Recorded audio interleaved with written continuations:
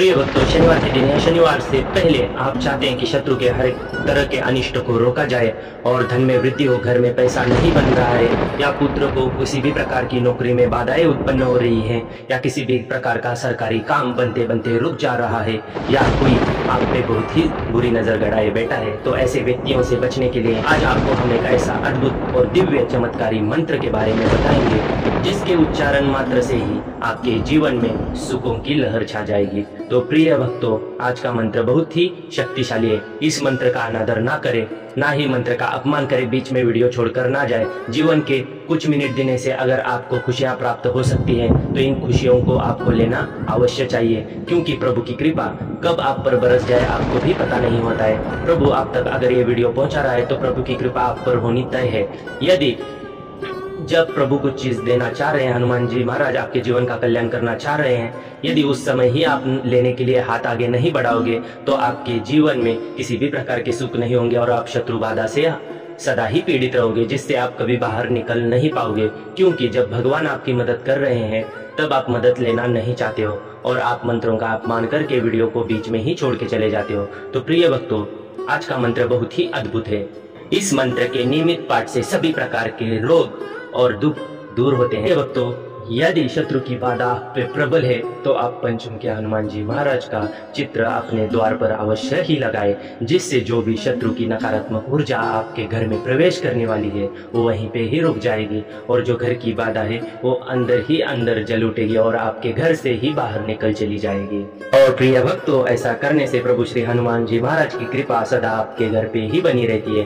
प्रिय भक्तों, आज का मंत्र इतना शक्तिशाली है, इस मंत्र के जाप से या थोड़ी ही पूजा अर्चना से हनुमान जी महाराज शीघ्र ही प्रसन्न हो जाते हैं। आपके घर में कलेश बनता है, प्रतिदिन झगड़े चल रहे हैं, या किसी न किसी तरह का कलेश बनता ही है, या आस पड़ोस वाले व्यक्ति आपसे जलते हैं या आपसे ईर्ष्या करते हैं या आपको किसी भी प्रकार की गलत बातें सुनाते हैं, वो भी आपके समक्ष घुटने टेक देंगे। प्रिय भक्तों, हनुमान जी महाराज का यह मंत्र इतना अद्भुत और शक्तिशाली है, इसके उच्चारण मात्र से ही आपके जीवन में एक सकारात्मक शक्ति का प्रभाव दिखाई देगा, जो आपके चेहरे पे तेज होगा। सामने वाला व्यक्ति देखेगा तो आपके ही बातों में गुम रह जाएगा, क्योंकि यह आपके मंत्रों का प्रभाव होगा। प्रिय भक्तों, यदि आप मंत्र जाप नियमित करते हैं और इस मंत्र को पूरे 7 दिन सुनते हैं और 7 दिन सुनने के बाद आप हनुमान जी महाराज के मंदिर जाकर हनुमान चालीसा का पाठ करते हैं, तो प्रिय भक्तों, आपके बहुत से कष्ट जल्द ही समाप्त हो जाएंगे। कहीं पर भी आपका कर्ज समाप्त होने का नाम नहीं ले रहा है, कर्ज बढ़ता ही जा रहा है, घर में धन की कमी हमेशा ही रहती है। ऐसे में कोई व्यक्ति या किसी भी व्यक्ति का स्वास्थ्य परिवार में बिगड़ जा रहा है, आपको कुछ चीजें समझ में नहीं आ रही है, जीवन से थक हार कर निराश हो चुके हो, तो प्रिय भक्तों, इसका समाधान भी है। प्रिय भक्तों, पौराणिक ग्रंथों के अनुसार इस मंत्र का जाप जो भी व्यक्ति अपने जीवन में करता है उस व्यक्ति के जीवन में सुख समृद्धि और धन वृद्धि होना तय है और हनुमान जी महाराज की कृपा भी जल्द ही हो जाती है, क्योंकि यह मंत्र इतना अद्भुत और शक्तिशाली है कि कोई भी धनी व्यक्ति किसी को भी इस मंत्र के बारे में नहीं बताते हैं, क्योंकि वो चाहते हैं कि जो भी अपार धन है वो बस उनके ही पास आए और वो और भी धनी हो जाए। प्रिय भक्तों, यदि आपके पास किसी भी प्रकार का धन की कमी है तो आप इस मंत्र उच्चारण अवश्य करें। इस मंत्र उच्चारण से आपके धन में भी वृद्धि होगी, शत्रु की बाधा भी कम होगी, घर में जो कलेश बनता है कलेश भी कम होगा। बस आपको पूरे श्रद्धा भाव से इस मंत्र को 108 बार अवश्य ही जाप करना है। यदि इस मंत्र को आप 108 बार जाप नहीं कर सकते हैं तो इस मंत्र को 108 बार अवश्य ही सुने। यदि आप किसी कार्य में फंसे हैं तो वहां पे इस मंत्र को धीमी आवाज में चलाकर मोबाइल अपने पास ही रखें, वह कार्य शीघ्र ही आपका होगा। यदि आप कहीं पर भी छोटे से व्यवसाय करते हैं, वहां पे इस मंत्र को चलाकर रखने से व्यवसाय वाली जगह में किसी भी प्रकार का क्लेश या नजर दोष होगा, जिससे आपकी धन में वृद्धि कम हो रही है या ग्राहक नहीं आते हैं दुकानों पे, तो प्रिय भक्तों, आपके ग्राहकों में भी वृद्धि होगी। आपको इस मंत्र को चलाकर 108 बार अवश्य प्रतिदिन सुनना है और हनुमान जी महाराज को एक फूल अवश्य ही चढ़ाना है। तो प्रिय भक्तों, ऐसे ही अद्भुत और महान दिव्य मंत्र जानने के लिए महान मंत्र चैनल को सब्सक्राइब करें। अब तक कुछ ही लोगों ने सब्सक्राइब किया है। जो हनुमान जी महाराज के सच्चे भक्त हैं और हनुमान जी महाराज की कृपा पाना चाहते हैं और शत्रु के दोष से मुक्त होना चाहते हैं, वही लोग सब्सक्राइब करें और कमेंट बॉक्स में जय श्री राम 5 बार अवश्य लिखें। हम आपकी अर्जी हनुमान जी महाराज से लगाएंगे और जय श्री राम आपके लिए 108 बार अवश्य लिखेंगे। प्रिय भक्तों, इससे आपकी कुछ पीड़ाएं कम हो जाएंगी और हम जो अर्जी लगा रहे हैं इसमें आपके हर उस दुख का निवारण करेंगे हनुमान जी महाराज। ऐसे हम उनसे विनंती करेंगे जो आपकी मनोवांछित इच्छा है वो जल्दी ही पूरी हो जाए। प्रिय भक्तों, यदि आप कहीं पर भी जा रहे हैं तो शत्रु को आपके कार्य के बारे में कभी ना बताएं, क्योंकि शत्रु इससे सतर्क हो जाता है। शत्रु नहीं चाहता है कि आप अपने जीवन में आगे बढ़ो और आपके पास धन वृद्धि हो जाए, क्योंकि शत्रु आपको हमेशा उसके पैरों के तले देखना चाहता है। शत्रु बस आपको रोते हुए देखना चाहता है। शत्रु को आपसे किसी भी प्रकार का प्रेम नहीं है। शत्रु आपसे बस मीठी मीठी बातें करके आपकी योजनाएं जानकर आपको तकलीफें देने की कोशिश कर रहा है। तो प्रिय भक्तों, आज का मंत्र इतना अद्भुत है कि शत्रु का प्रभाव आज ही कम होना आपको दिखाई देगा। यदि इस मंत्र का जाप करके आप अपने ऑफिस में भी जाते हैं तो आप देखोगे कि आपके सहकर्मी भी आपसे प्यार से बातें कर रहे हैं। ये सब असर मंत्र जाप से ही होगा और आपको हमेशा सकारात्मक विचारों से ही चलना है। आपको नकारात्मक विचार अपने जीवन में नहीं लाने हैं। जो भी व्यक्ति आपसे बात कर रहा है उससे प्यार से ही बात करिएगा। जो आप पर नकारात्मक प्रवृत्ति का असर है वो कम होना शुरू हो जाएगा। और प्रिय भक्तों, किसी भी पैसे का कार्य आप करने जा रहे हैं तो किसी भी आपके नजदीकी रिश्तेदार या मित्र को ना बताएं, जिससे वो कार्य बिगड़ जाए। ऐसे बहुत बार होता ही है आपके साथ। तो प्रिय भक्तों, आज का मंत्र एक महान शक्तिशाली मंत्र है। इस मंत्र को श्रवण करें 108 बार और मंत्र का अनादर ना करें। वीडियो को पूरा सुने और आपके जीवन में एक सकारात्मक ऊर्जा का निर्माण करें। और यदि आप इस मंत्र को 5 दिन या 7 दिन निरंतर सुनते हैं तो इसका लाभ आपको बहुत ज्यादा होने वाला है। प्रिय भक्तों, तो इस मंत्र को निरंतर सुनने के लिए मंत्र को अपने व्हाट्सएप पर शेयर करके रखिए और दिन में चलाकर 2 बार तो रखिए, जिससे आपको हनुमान जी महाराज की कृपा प्राप्त होगी। तो प्रिय भक्तों, मंत्र है ओम नमो हनुमते भयभंजनाय सुखं कुरु फट् स्वाहा। ओम नमो हनुमते भयभंजनाय सुखं कुरु फट् स्वाहा। ओम नमो हनुमते भयभंजनाय सुखं कुरु फट् स्वाहा। ओम नमो हनुमते भयभंजनाय सुखं कुरु फट् स्वाहा। ओम नमो हनुमते भयभंजनाय सुखं कुरु फट् स्वाहा। ओम नमो हनुमते भयभंजनाय सुखं कुरु फट् स्वाहा। ओम नमो हनुमते भयभंजनाय सुखं कुरु फट् स्वाहा। ओम नमो हनुमते भयभंजनाय सुखं कुरु फट् स्वाहा। ओम नमो हनुमते भयभंजनाय सुखं कुरु फट् स्वाहा। ओम नमो हनुमते भयभंजनाय सुखं कुरु फट् स्वाहा। ओम नमो हनुमते भयभंजनाय सुखं कुरु फट् स्वाहा। ओम नमो हनुमते भयभंजनाय सुखं कुरु फट् स्वाहा। ओम नमो हनुमते भयभंजनाय सुखं कुरु फट् स्वाहा। ओम नमो हनुमते भयभंजनाय सुखं कुरु फट् स्वाहा। ओम नमो हनुमते भयभंजनाय सुखं कुरु फट् स्वाहा। ओम नमो हनुमते भयभंजनाय सुखं कुरु फट् स्वाहा। ओम नमो हनुमते भयभंजनाय सुखं कुरु फट् स्वाहा। ओम नमो हनुमते भयभंजनाय सुखं कुरु फट् स्वाहा। ओम नमो हनुमते भयभंजनाय सुखं कुरु फट् स्वाहा। ओम नमो हनुमते भयभंजनाय सुखं कुरु फट् स्वाहा। ओम नमो हनुमते भयभंजनाय सुखं कुरु फट् स्वाहा। ओम नमो हनुमते भयभंजनाय सुखं कुरु फट् स्वाहा। ओम नमो हनुमते भयभंजनाय सुखं कुरु फट् स्वाहा। ओम नमो हनुमते भयभंजनाय सुखं कुरु फट् स्वाहा। ओम नमो हनुमते भयभंजनाय सुखं कुरु फट् स्वाहा। ओम नमो हनुमते भयभंजनाय सुखं कुरु फट् स्वाहा। ॐ नमो हनुमते भयभञ्जनाय सुखं कुरु फट् स्वाहा। ॐ नमो हनुमते भयभञ्जनाय सुखं कुरु फट् स्वाहा। ॐ नमो हनुमते भयभञ्जनाय सुखं कुरु फट् स्वाहा।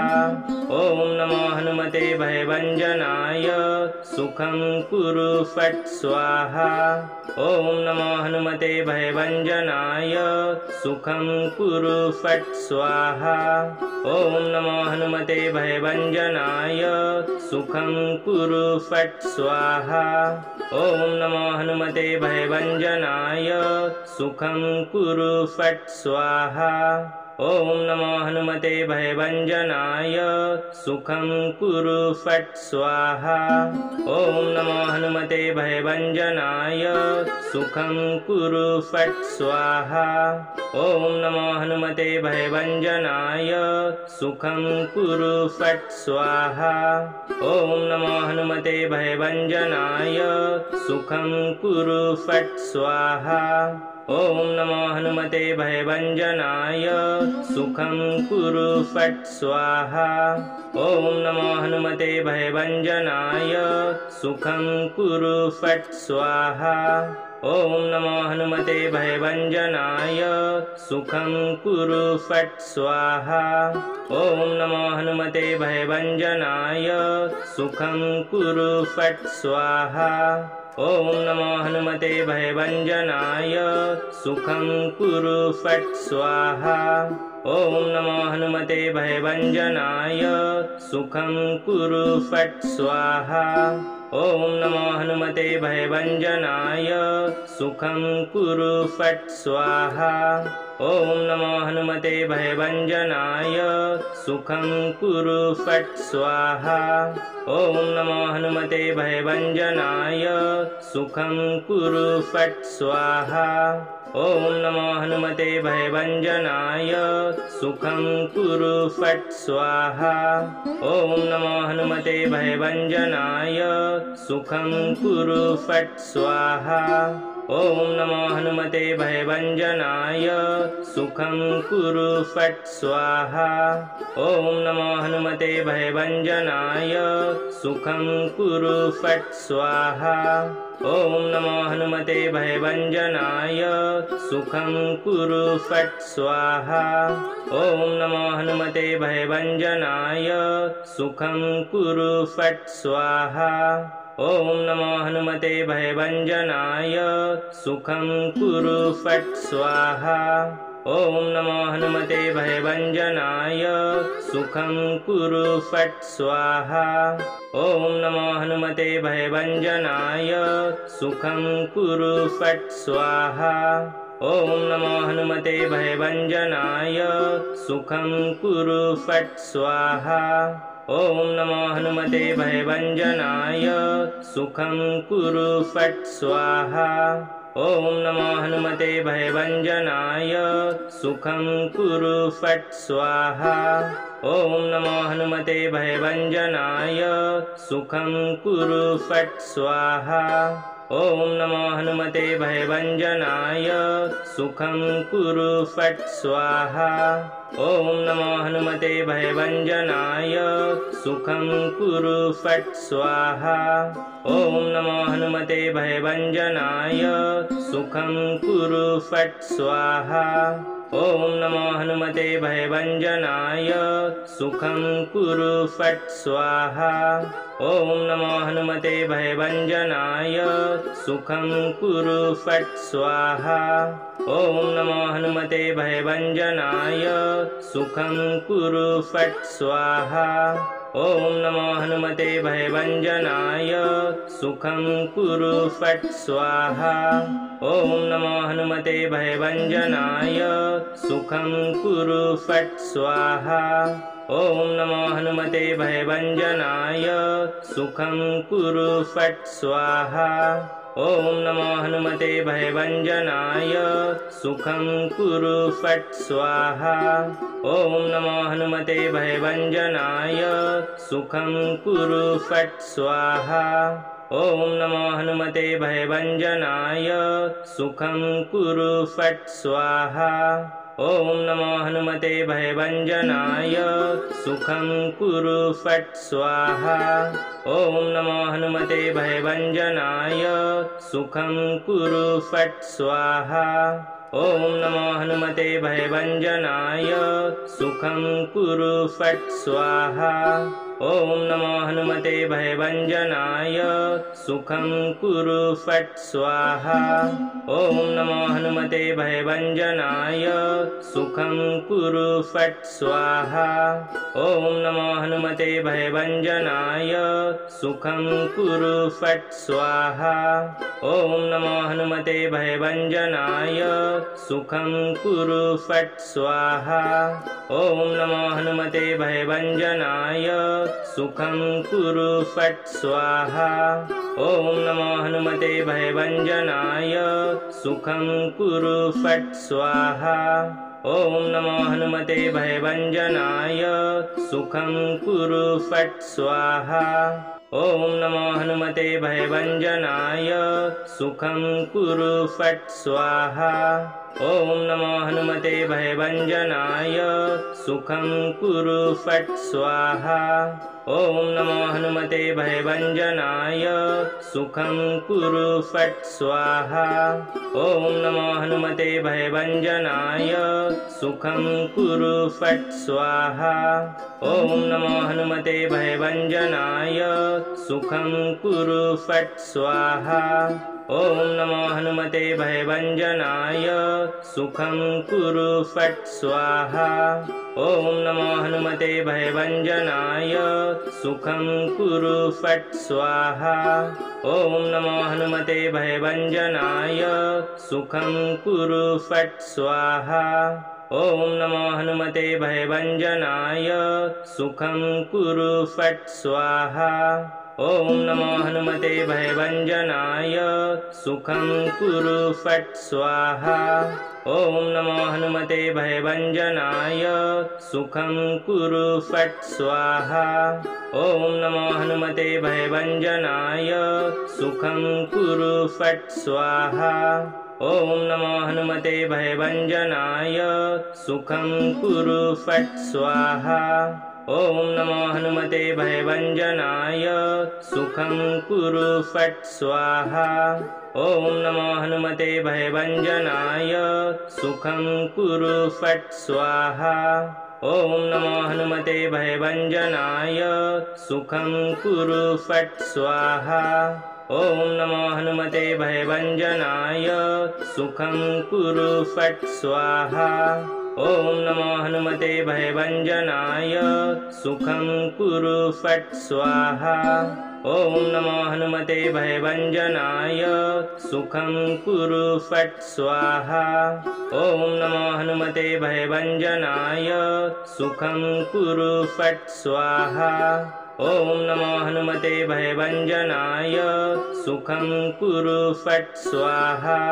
ॐ नमो हनुमते भयभञ्जनाय सुखं कुरु फट् स्वाहा। ॐ नमो हनुमते भयभञ्जनाय सुखं कुरु फट् स्वाहा। ॐ नमो हनुमते भयभञ्जनाय सुखं कुरु फट् स्वाहा। ॐ नमो हनुमते भयभञ्जनाय सुखं कुरु फट् स्वाहा। ॐ नमो हनुमते भयभञ्जनाय सुखं कुरु फट् स्वाहा। ॐ नमो हनुमते भयभञ्जनाय सुखं कुरु फट् स्वाहा।